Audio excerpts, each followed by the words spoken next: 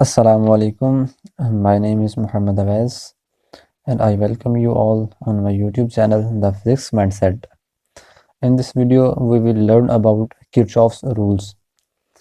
देखें Kirchhoff rules ये क्या हैं, इसको हम पढ़ेंगे। ये दो रूल्स होते हैं, ये बहुत इंपॉर्टेंट हैं इलेक्ट्रॉनिक्स में, इनका बहुत यूज़ होता है। अब इनको इसको किरचॉफ रूल्स क्यों कहते हैं, इसकी वजह ये है कि इन रूल्स को एक फिजिस्ट थे, जर्मन फिजिस्ट, उन्होंने दिया था। उनका नाम था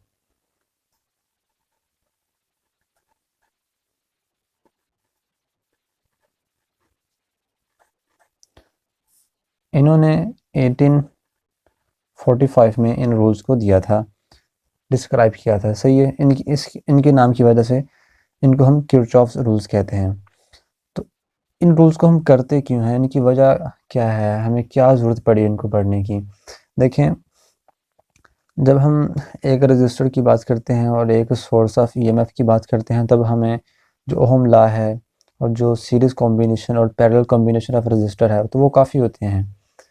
और अगर हम उसमें दो रजिस्टर भी लगा दें फिर भी वो हमें काफ़ी होते हैं फार्मूले, हम उनसे अपना सर्किट को रिजॉल्व कर सकते हैं, रेजिस्टेंस की वैल्यू, करंट की वैल्यू निकाल सकते हैं। लेकिन अगर हमें more than one source of EMF मिल जाएं और ज़्यादा हमारे पास रजिस्टर्स हों, तो हमें एक कम्प्लेक्स नेटवर्क मिलता है एक, ठीक है जी। तो हम उसको हल नहीं कर पाते आसानी से, जिसके लिए हमें कुछ ऐसे रूल्स चाहिए होते हैं जिनको इस्तेमाल करते हुए हम उस सर्किट को हल कर सकें। तो उनको एक्सप्लेन करता है किरचॉफ्स रूल्स। तो इसमें पहला जो रूल है वो है किरचॉफ्स फर्स्ट रूल। इसको हम किरचॉफ्स करंट रूल भी कहते हैं, किरचॉफ्स पॉइंट रूल भी कहते हैं। इसके दो तीन नाम हैं, पॉइंट रूल या फिर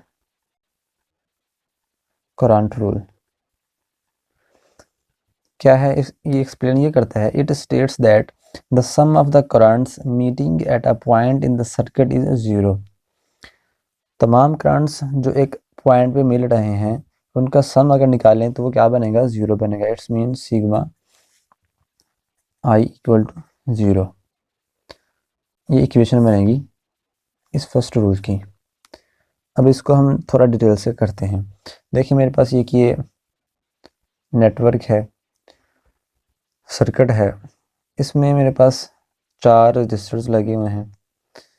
इनमें जो I1 है और I2 है, ये एक नोड है, एक पॉइंट इसको कह लें, ठीक है जी। इसको नोड भी कह सकते हैं, पॉइंट भी कह सकते हैं, जंक्शन भी कह सकते हैं,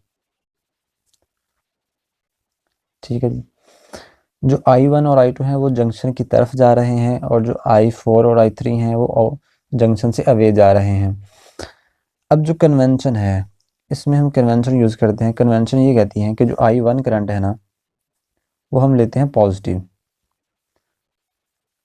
और जो I2 करंट है उसको भी लेते हैं पॉजिटिव, क्योंकि वो जंक्शन की तरफ जा रहे हैं, इसलिए हम इनको पॉजिटिव लेते हैं, क्योंकि ये कन्वेंशन है। तो हम कन्वेंशन को ही यूज़ करते हुए चलेंगे। और जो I3 और I4 हैं वो कन्वें जंक्शन से अवे जा रहे हैं, तो हम इनको नेगेटिव लेंगे। ठीक हो गया जी। अब जो इसकी डेफिनेशन है उसके मुताबिक इसके जो करंट्स हैं उनका सम किसकी इक्वल होना चाहिए, ज़ीरो की इक्वल होना चाहिए। तो हम इनको पुट करते हैं, I1 प्लस I2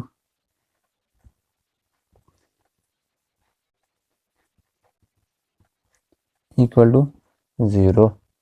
तो ये जो माइनस वाली हैं ये आप इस तरफ ले आएँ, तो I1 plus I2 I3 plus I4, यानी कि जो I1 प्लस I2 का सम है वो किसकी इक्वल है, I3 प्लस I4 की। यानी कि जो करंट एक जंक्शन की तरफ जा रहा है उतना ही करंट जंक्शन से आउट हो रहा है। तो इस इक्वेशन को देखते हुए हम इसकी एक और डेफिनेशन भी लिख सकते हैं, फिर इसकी एक और स्टेटमेंट भी लिख सकते हैं। वो क्या होगी, another statement of Kirchhoff's first rule is that the sum of all the currents, the some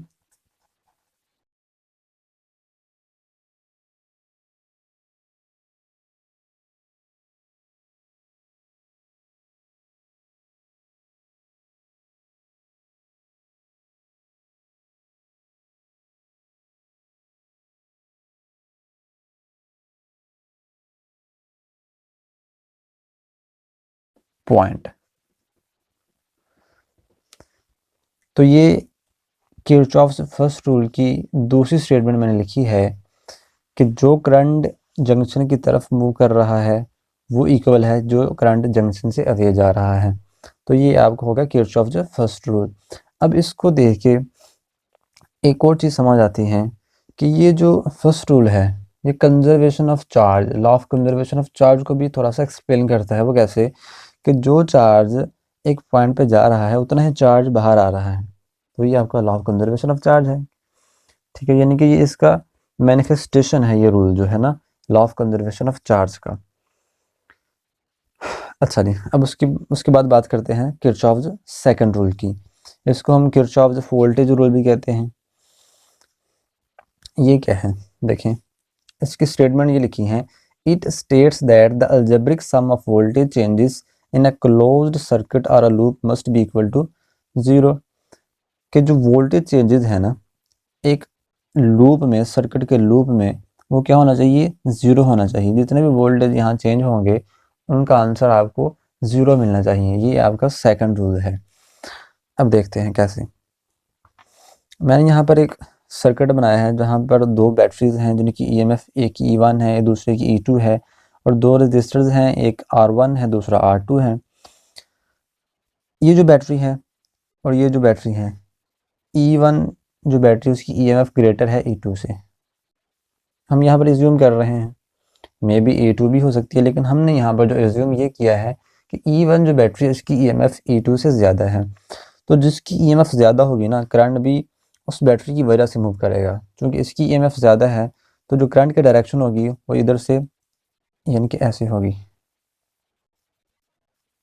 current की direction I anti clockwise.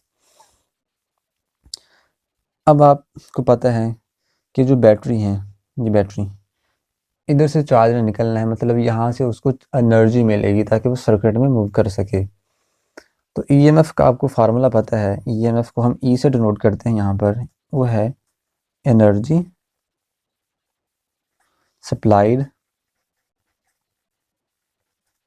Over charge. Unit charge को जो एनर्जी सप्लाई की जाती है वो आपकी ईएमएफ होती है। अब जितने भी वोल्टेज चेंजेस होंगे वो इक्वल टू 0 आएंगे, उसको हमने चेक करना है। अब सबसे पहले हम देखें यहाँ पर, ये है लो पोटेंशियल, ये है हाई पोटेंशियल, इधर है हाई पोटेंशियल, ये है लो पोटेंशियल। इसी तरह इधर भी क्या है, पॉजिटिव है ये नेगेटिव। ठीक है जी, इस तरह। अब चार्जेस बैटरी से लो पोटेंशियल से हाई पोटेंशियल पे जब आ रहे हैं तो यहाँ पर बैटरी को वर्क करना पड़ेगा।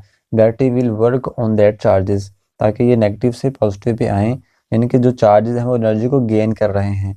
तो चार्जेस यहाँ पर रहते हुए कितनी एनर्जी गेन कर रहे हैं, वो आएगी E1 इंटू डेल्टा क्यू। वो चार्जेस E1 बैटरी में जो एनर्जी ले रहे हैं। ठीक है जी, एनर्जी गेन यहाँ पर हुई है, गेन, मैं लिख देता हूँ गेन। अब रजिस्टर पे आ गए हैं चार्जेस आपके।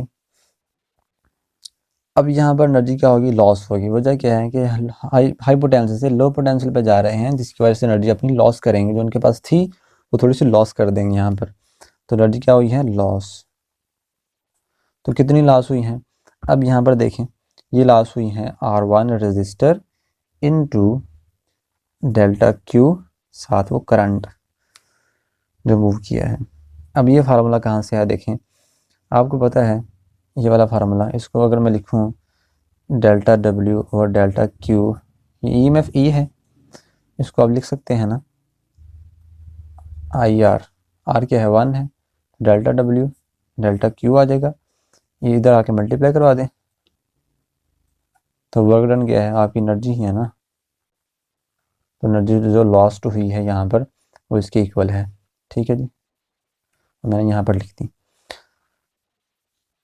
अब दोबारा चार्ज यहाँ पर पहुँच गए, हाई पोटेंशियल से लो पोटेंशियल पे पहुँचेंगे तो एनर्जी दोबारा क्या होगी, लॉस होगी। कितनी होगी, E2 डेल्टा क्यू, साथ आएगा इसके माइनस, इधर भी आएगा माइनस क्योंकि एनर्जी लॉस हुई है। अब दोबारा से रजिस्टर पे पहुंच गया है, एनर्जी गेन क्या हुई है, लॉस हुई है, minus I R two delta Q. अब आप देख सकते हैं एनर्जी जो मिली है वो सिर्फ एक बैटरी से मिली है, जस्ट वन बैटरी से। बाकी जितना भी है सर्किट एलिमेंट्स, वहाँ पर एनर्जी लॉस ही हुई है। तो इधर से आपको थोड़ा सा ये भी समझ आ जाती है कि जो ईएमएफ है ना, उधर से सिर्फ एनर्जी मिलनी ही मिलनी है, वो एनर्जी सिर्फ देती है। जो बैटरी ईएमएफ है वो सिर्फ एनर्जी देती है, बाकी जो लॉस होती है वो बाकी सर्किट एलिमेंट्स में होती हैं। अब इनका सम करते हैं, E1 delta Q minus I R one delta Q minus E2 delta Q equal to 0 है। डेल्टा क्यू यहाँ से कॉमन ले लें,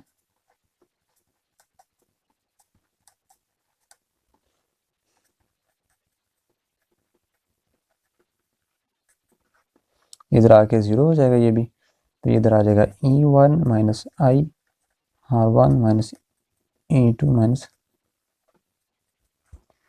सही हो गया जी। तो ये आपका क्या है, किरचॉफ्स सेकंड रूल।